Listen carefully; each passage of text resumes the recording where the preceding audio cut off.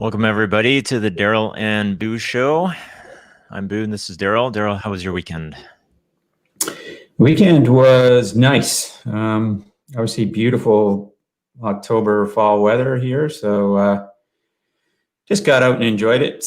Went for kind of a run in the neighborhood and then, yeah, just wife and I just had a bunch of errands to do. So we were kind of out running around all weekend and Saturday night. So my brothers, I have a brother who lives here in Vancouver and another one who lives in Kamloops. So my brother here in Vancouver, it was his birthday. So took him out for dinner on Saturday night and got caught up. So yeah, overall it was nice. How about yourself? Nice. Yeah, we did our usual. Well, I think folks have been somewhat up to date. No, haven't been kept up to date on my saga with our closet. And so my wife was working on that all weekend. But to catch folks up who maybe aren't up to date on this, we have a walk-in closet in our master bedroom. We wanted to turn that into an office as my wife is homeschooling the kids and needs some space to work. And although my office would have room for her, it's not really practical with me on Zoom all day and probably talking her ear off. And so we took all of our clothes, moved them out to an IKEA wardrobe, which was a three-week saga on the Daryl and Boo show if folks want to listen to how that progressed. And so there was a bit of a pause on closet office construction, but my wife is back at it, painted it, moved a bit of stuff into there. I think there's still some more stuff to do, but that's what my wife worked on all weekend. And so in her being busy with that, I was with the kids. So I did some mountain biking on Sunday morning there and on Sunday afternoon. Also had the kids. Actually, my boys were out doing a scavenger hunt through Pitt Meadows. So I don't know where they got it from, but there's a list of things that they need to go find. So they jumped on their bikes with their cousin and they had to go around and take pictures of like a fire hydrant or like a certain color thing or a piece of food or something like that. So that kept them busy for the afternoon while I was with my daughter scootering around. So that was good. Speaking of runs though, and you know what, we'll bring on Jan here in a second. Jan is, hey Jan, how's it going? Hi guys, how you doing? Yeah. Good, thanks. Jan is our NGINX specialist from our NGINX business unit, but I wanted to talk about runs for a second. I don't know if you guys saw, so this week is some internal training for F5. It's a bit of a kickoff. We recently had our fiscal year end and starting our new fiscal year, and this is a kickoff week for us. And there's actually a 5K race. So I don't know if you guys saw that. So you go download an app and you can record your time for a 5K and then submit that. And there's a leaderboard and there's some prizes as well. So I missed that. I'll probably not win that, but you two can go for that. Maybe yeah, that's a tradition that we've kept up. We obviously normally do this under different circumstances, somewhere remote in the US, bring all the teams together from around the world. So it's a lot of fun, a good learning experience too. But the company always makes a point of doing this 5K race, but it's all got to happen before the days start, and the days start pretty early. So I've gone out a couple times over the years, but you kind of have to be out there. It's like 5:30 or before 6 o'clock in the morning. So we get surprisingly quite a number of people participate every year, and given that there's usually some late evenings happening also before, and people indulging in cocktails and whatnot. So it's cool that they're keeping this up. I was thinking if the guys come straight from the bar, or if some of them actually get to sleep beforehand. Sometimes it looks like that. It's actually a lot of the Europeans who seem to come straight from the bar into this 5K and still manage to pump it out. It's impressive. Yeah. There is every year also, not to get too much into our ISC and the nitty-gritty details of it, but there's one night during the week there's parties that happen, and we're large enough now that we can't all do this in one space. So North America will go to one venue, and the LATAM folks will have their own party somewhere else. But the EMEA group, which is primarily Europe, always has the best parties. So people tend to crash to their party of the when it's party night at our ISC. There's been some good ones over the years. Yeah. Because I left at the wrong time then, because I was still with the EMEA group when we were NGINX only. So last year in November was my first F5 kickoff. That was already part of the America team. Right. It was a big change for us because previously our ISCs, or we called them kickoffs, just NGINX kickoffs, and we're like 200 people or something like that. And all of a sudden last year there was this major event for us. It was a bit of a culture shock, but it was actually turned out to be a lot of fun. Especially getting out to the south in November, which can be quite nice as well. For next year, I mean, if we're in person next year, you're now our bridge into the EMEA party. So I sneak you in. I keep my relationships going then. Yes, bring your German passport. Yeah. So we've had you on the show quite a while ago now, Jan. I can't remember how long it was, but you talked a little bit about your previous role and how you came to your role now. So maybe you can share with everybody who's listening in on your background and how you came into be the specialist for NGINX here in Canada. Yeah, for sure. So it actually is quite astonishing that we already worked together for 6 months, and I still haven't had the chance to meet you guys in person out there in Vancouver, which is a pity, but everybody knows why that's the case. So I'm with NGINX. I'm a legacy NGINX person. I'm with them since September 2017. So I worked in the EMEA office in Cork for a while, and in Ireland I met my wife. She's from Toronto, and she got back for work to Toronto after she studied over there, and we made that choice to come together and to for me to move over to Canada. And luckily, I guess, not just for that reason, but for many other reasons, of course. But F5 acquired us in that same year, so all of a sudden we had a Canada entity, and it didn't seem that impossible anymore for me to make that intercompany or intra-company transfer, and it worked out for me perfectly, particularly with now COVID, of course. It couldn't have been smoother for me personally, but I know that's obviously a privileged position to be in. But and then I moved into the role working with you guys in March, I think, of this year. And since then, we worked together, and obviously when I signed up, I was kind of excited to get to explore Canada a little bit. It's part of the job, but it hasn't happened yet, but it will eventually. But I'm around for a while. Jesus, actually. Have you made it out to? I'm not sure if I asked you this before. Have you made it out to British Columbia yet? No, never. No. I was out in Halifax.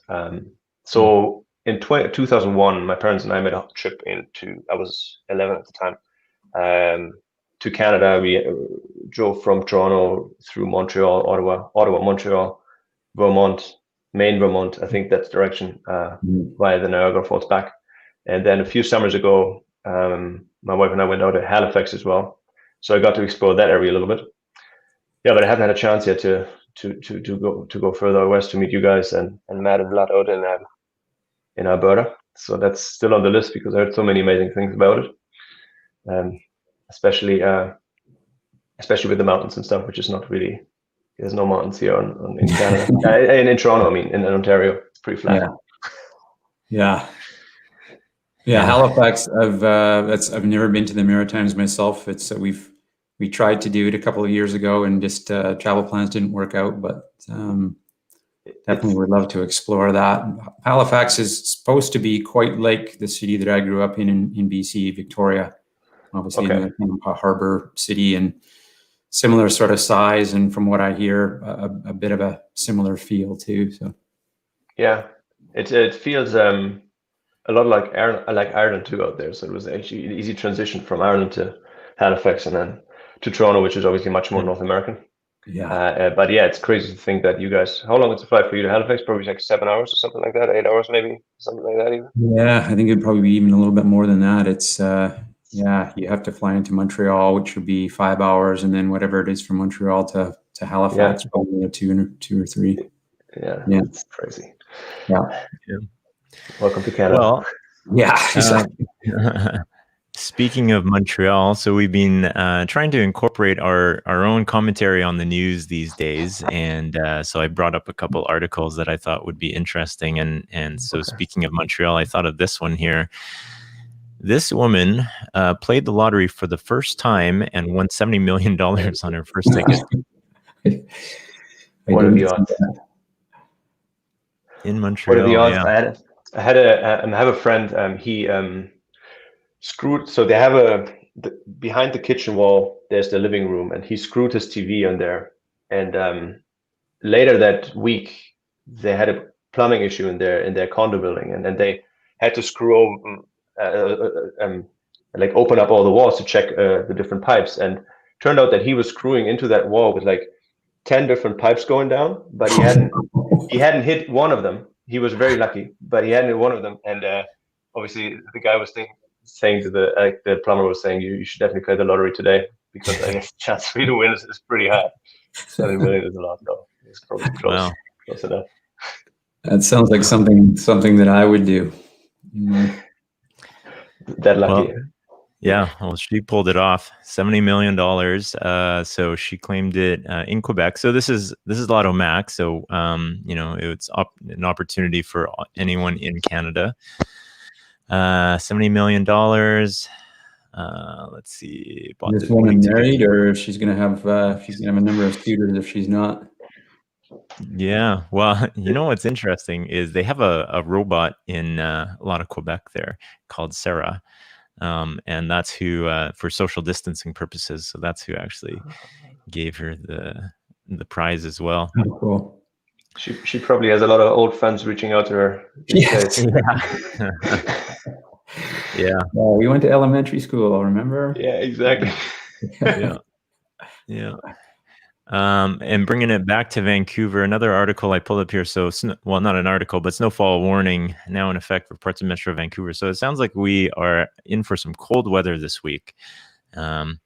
Now, if you were coming out west, I think you would have already hit snow if you had passed through Calgary and Edmonton already. But yeah, early November for Vancouver is a little bit early for us to, well, I mean, in recent years we've been getting snow, but even before a few years ago, snow was kind of hit or miss in Vancouver, and now we're I was about to say, people complain more about rainfall out there. I hear more than snow, at least in the city.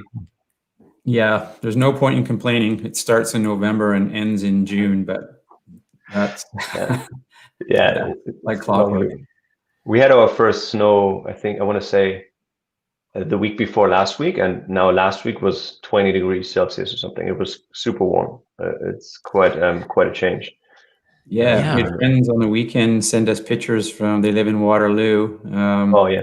He's a big Buffalo Bills fan, so he sent pictures of him and his daughters. They'd brought the TV outside onto their deck, and they're watching the football game outside in Ontario. And yeah, I remember Calgary was minus 20 though this weekend. So oh wow, yeah, I haven't got a chance to speak to Matt and Kyle this week, so I'm gonna see how they go through that weekend.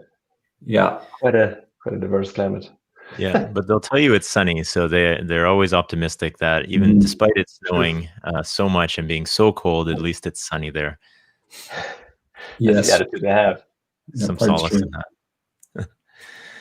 A bit of sad news, not Vancouver based, but the host of Jeopardy, Alex Trebek, dies after his battle of cancer, which is pretty sad. I mean, he's a staple for people's living rooms for a number of decades at this point, and was even hosting up until recently as well. So just an amazing career for the guy.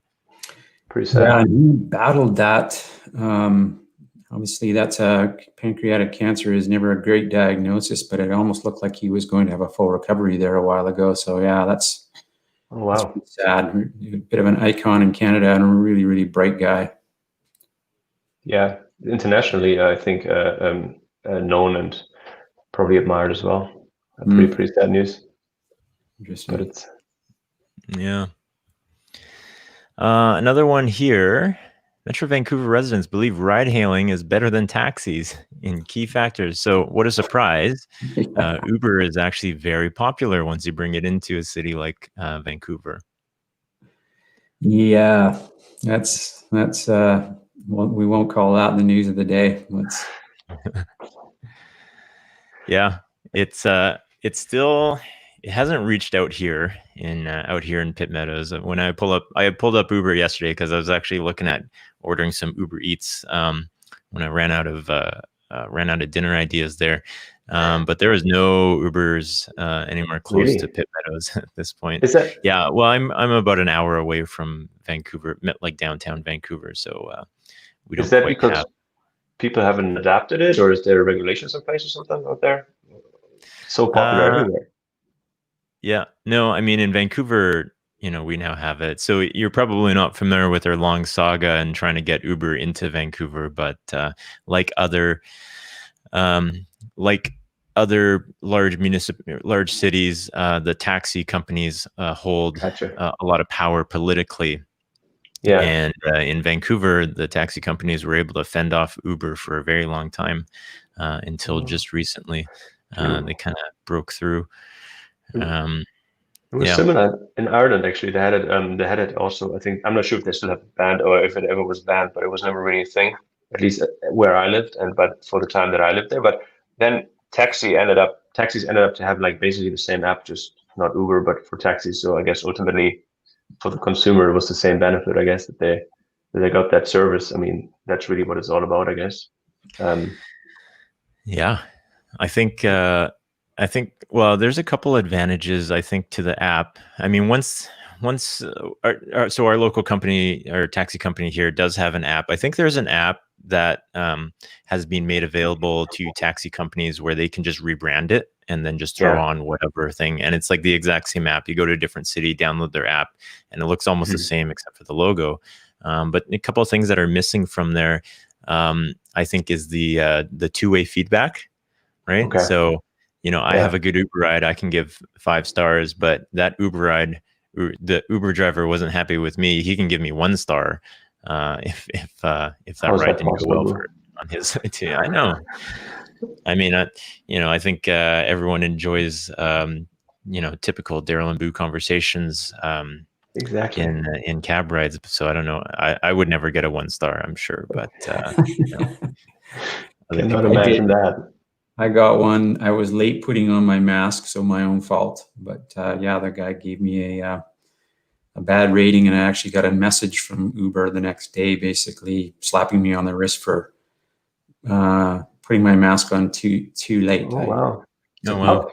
To get it on when I got into the car. So again, I've got no problem with that. That was my fault. How does it feel to get a 1 star? Does that do something to you as a human?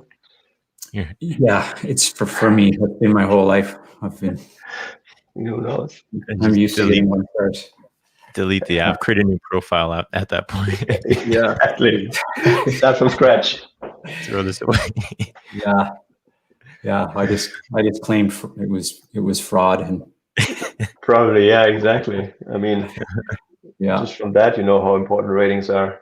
Exactly. To not talk about anything else. Well, you know what? This could be like a opportunity for account takeovers. The people are out there stealing loyalty points, but there's probably people out there selling 5-star Uber profiles, so that if you torched your own profile with 1 star, you can go steal somebody else's Uber profile with 5 stars on it, or pay for it. Yeah. But then ultimately, you end up having to maintain it, and then it's again up to you to keep up the good ratings. So. Yeah. It's funny how quickly you get. We've only had Uber for a year or maybe even less, but we were out for dinner this weekend, and we just decided to jump in a cab. We walked outside, and there was a cab right there, so we jumped in, and I kind of sat there for like 10 seconds, just automatically thinking he knows where I want to go, and it had been so long since I'd actually been on the inside of a cab. So there was a bit of an awkward silence until he finally said, where are we going? So, yeah, funny. They might be getting used to that. I don't know. Yeah. Brilliant. Yeah. So maybe next article here. I was looking through this Concord. Sorry, Concord Group proposing over 1,000 homes in 2 towers for the Surrey City Center. So this will be, I mean, Surrey just keeps growing. Yeah. Here's the location here. So here's City Hall for folks who are familiar with Surrey. So if this would be north, and so right here, 1,000 condos going up in that area too. It's due for a bit of a rebuild in that area, and they have been rebuilding a lot. But this is, that's another big one going in.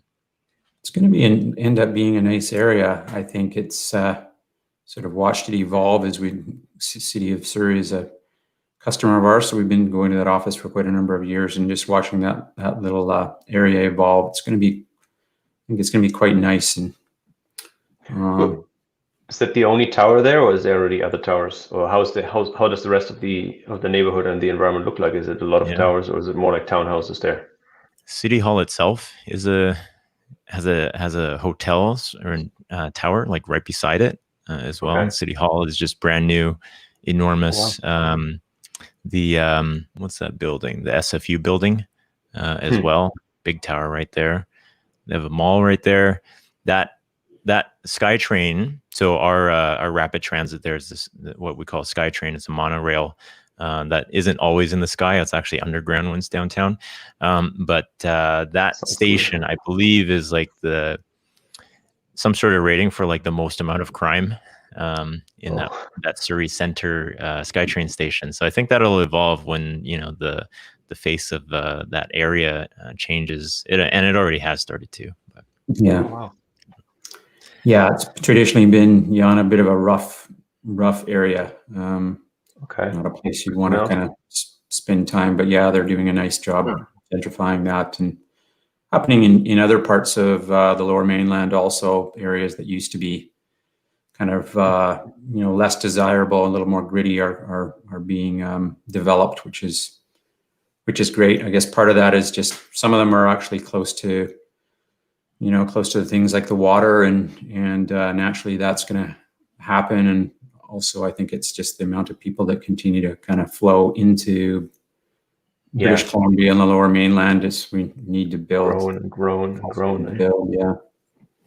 The area that I live in, so I'm in East Vancouver, but on the border of Burnaby, Brentwood area. So they're in the process of building this massive new kind of almost outdoor mall, which will be, I guess, kind of the state of the art for the Lower Mainland. But they're also building, well, I don't even know how many towers have popped up in the last 4 or 5 years, but it's if you fly into Vancouver, it almost looks like its own little city now. Whereas 10 years ago, none of that was there. It's crazy how quickly it's changed. And is there stuff as well to do? Is it almost that you don't even have to go to downtown Vancouver to get stuff? Is there like stores and cafes and restaurants out there as well, or is it just that it just grew and there's mostly people living there? Yeah, it's starting to happen. There's more restaurants popping up, and I think the mall itself was obviously delayed due to COVID. I think it was supposed to be parts of it that are open, but it was supposed to be almost done by now. So that's slowed down. But I think once that's done, you'll start to see it really expand from a commercial perspective.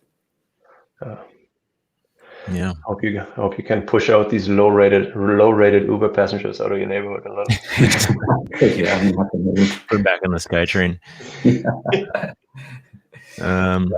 And this is a cool one here. So the Whitecaps have been really good about supporting the Vancouver Aquarium, which hasn't been open. I don't believe they've been able to reopen with COVID.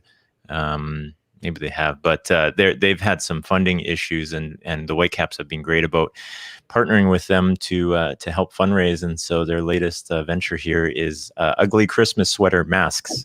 Nice. Great idea. Well, sorry, not to be ignorant, but Whitecaps, is that a sports team or? That is our soccer or football team, as you soccer team. Okay. Yeah, right. MLS. Competes with Toronto and Montreal. Toronto, yeah.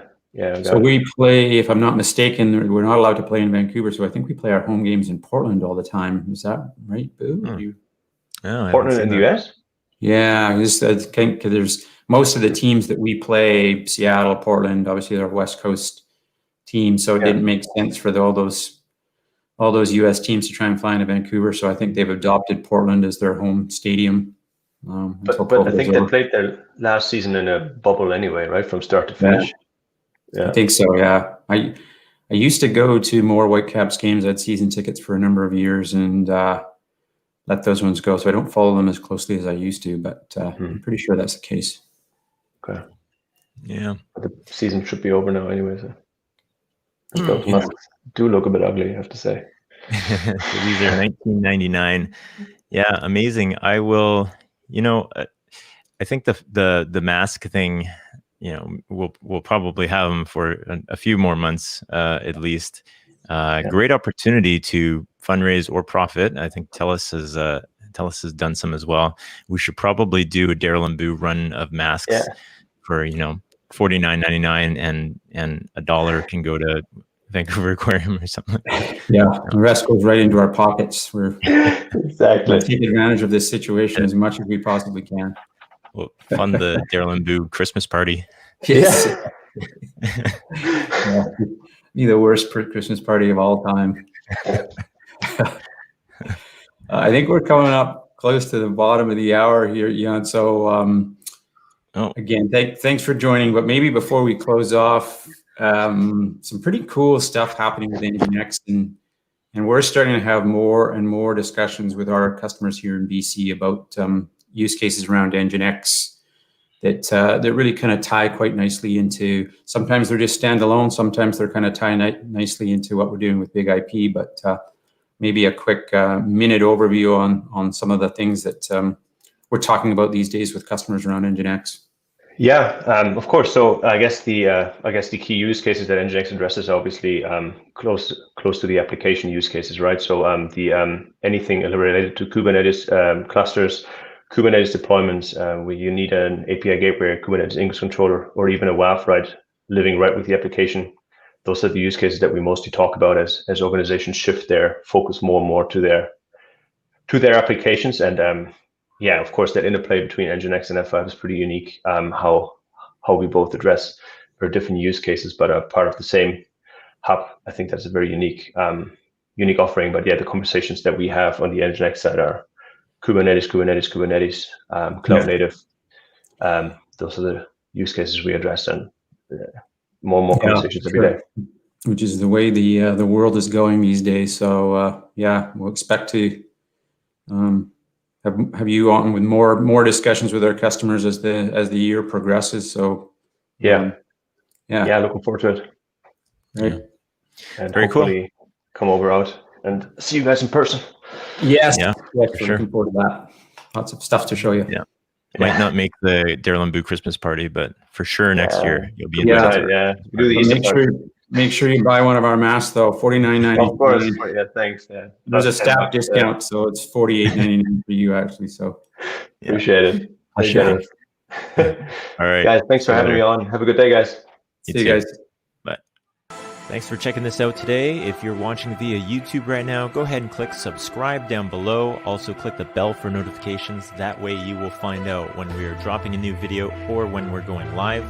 Also, there's darylandboo.com. If you head over to that, leave your name and email address, we will drop a weekly technical newsletter in your inbox every Monday.